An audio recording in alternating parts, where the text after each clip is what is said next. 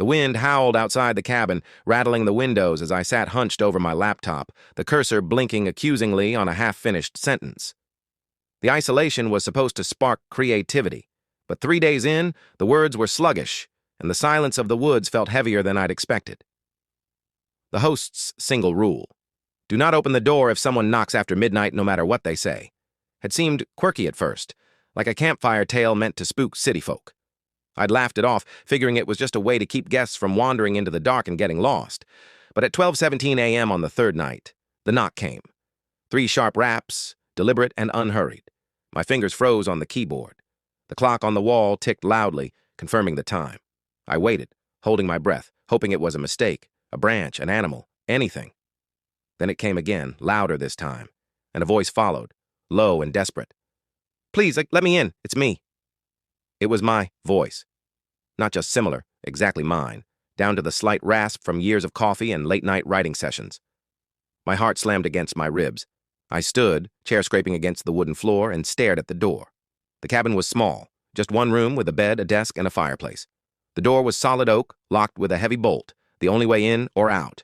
No windows showed the outside. The host had boarded them up, claiming it was to keep the heat in. "I know you're in there," the voice said, trembling now. "Please, I'm hurt. I need help." I edged closer, my socks silent on the cold floor. The fire had died to embers, casting long shadows that flickered like they were alive. My mind raced. How could this be? A recording? A prank? But the voice wasn't mechanical. It had the cadence, the pauses, the way I'd plead if I were standing out there in the freezing dark. What happened to you?" I called, my throat dry. A pause. Too long. Then, "I got lost. I was running. Something's out here. It's not safe. Please, just open the door." The rule echoed in my head. No matter what they say. But this wasn't some stranger. It was me, or something pretending to be me.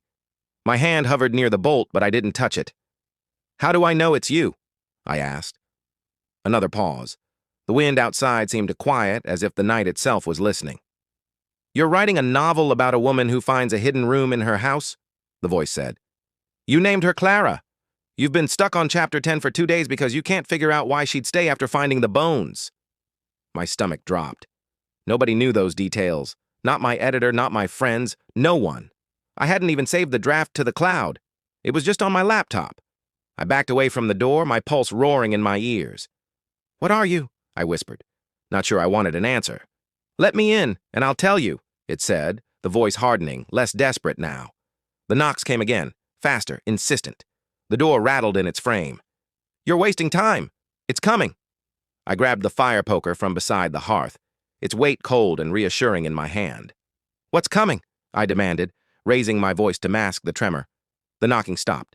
Silence stretched, thick and suffocating. Then, so soft I almost missed it, the voice whispered, "You already know." I froze. The air in the cabin felt wrong, like it was pressing against my skin. The shadows in the corners seemed to shift, though the fire hadn't changed. I thought of the host's rule, the boarded windows, the way the woods seemed to swallow sound. I thought of Clara, my protagonist, standing in her fictional house, staring at a door she shouldn't open. The voice spoke again, barely audible. "If you don't let me in, it'll take us both." I gripped the poker tighter, my knuckles white.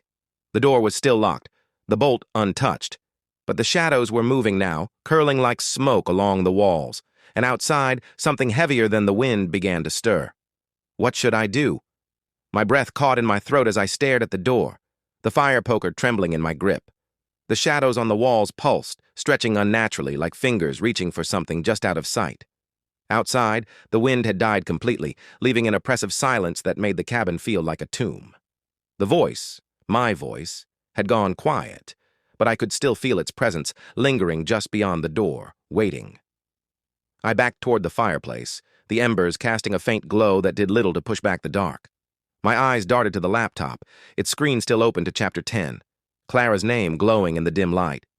The voice had known about her, about the bones, about my writer's block. It wasn't just mimicking me. It knew things I hadn't told a soul. The thought made my skin crawl. A soft scrape came from outside, not at the door, but along the cabin's outer wall, like something dragging itself across the wood. My heart lurched. AITA, The growling above intensified, a deep, primal rumble that vibrated through the cabin's beams. Dust rained from the ceiling, stinging my eyes as I gripped the fire poker, my hand slick with sweat. The shadows at my feet writhed like living things, cold tendrils brushing against my ankles. The voice outside, my voice, screamed, "Open the door! It's going to break through!" The desperation in it was raw, mirroring the panic clawing at my chest. The roof groaned, wood splintering under the weight of whatever was up there. A loud crack echoed, and I ducked as a chunk of ceiling fell, narrowly missing my head. The shadows surged forward, swallowing the last flicker of light from the fireplace. The room was nearly pitch black now, the air so heavy it felt like breathing oil. My laptop screen glowed faintly, still open to Chapter 10, but the words were shifting, rearranging into something incomprehensible. Gibberish that pulsed like a heartbeat. I stumbled toward the door, the poker raised, my other hand trembling over the bolt. The rule, do not open the door if someone knocks after midnight, no matter what they say, burned in my mind. But the cabin was no longer safe. The thing on the roof was real, and the shadows were closing in. If I stayed, I'd be trapped. If I opened the door, I might be letting in something worse. "Please!" the voice cried, now muffled, as if something was dragging it away. "Don't let it take me!" Another crack from above, and a claw, long, black, and glinting like wet bone, punched through the roof, tearing a jagged hole. Cold air poured in, carrying a stench like rotting earth and copper. The shadows on the floor pulsed faster, climbing my legs now, icy and suffocating. I screamed, swinging the poker wildly, but it passed through them like smoke. The claw withdrew, and the growling stopped, replaced by a sickening silence. Then a new sound. Soft, deliberate footsteps circling the cabin again, slower this time, like a predator savoring the hunt. The voice outside whimpered, "It's too late! It's too late!" I made a split-second decision. I couldn't stay here. The roof was giving way, the shadows were consuming the room, and whatever was outside was coming for me next. I grabbed my backpack from the desk, stuffed the laptop inside, and yanked the bolt back. The door flew open before I could touch the handle, slamming against the wall with a force that shook the cabin. Standing in the doorway was me. Same face, same clothes, same wild, terrified eyes. Blood streaked my face, and one arm hung limp, torn at the shoulder. It staggered forward, gasping, "Run! Now!" I froze, the poker slipping from my hand. Behind it, the woods were impossibly dark, the trees swallowed by a void that seemed to pulse with malice. The thing on the roof roared, and I heard it leap down, landing with a thud that shook the ground. The shadows in the cabin surged toward the open door, merging with the darkness outside. The other me grabbed my wrist, its grip cold and slick, like it wasn't entirely solid. "We have to go," it hissed, pulling me toward the void. I yanked my arm back, heart pounding. "What are you?" I demanded. It looked at me, eyes wide with something beyond fear. Recognition. "I'm what you'll become if you don't run," it said. "It's been waiting for you. It's always been waiting." Before I could respond, a massive shape loomed behind it, taller than the trees, its form shifting like smoke and bone. Red eyes glowed in the dark, and a low, guttural laugh filled the air, freezing my blood. The other me screamed, "Go!" and shoved me back into the cabin, slamming the door shut. I heard a sickening crunch, then silence. The shadows inside retreated, curling back into the corners. The growling outside stopped, but the air still felt wrong, heavy with the promise of something watching. My laptop, now on the floor, flickered again, the screen showing a single sentence. "You opened the door." I bolted it shut again, my hands shaking so badly I could barely slide the metal into place.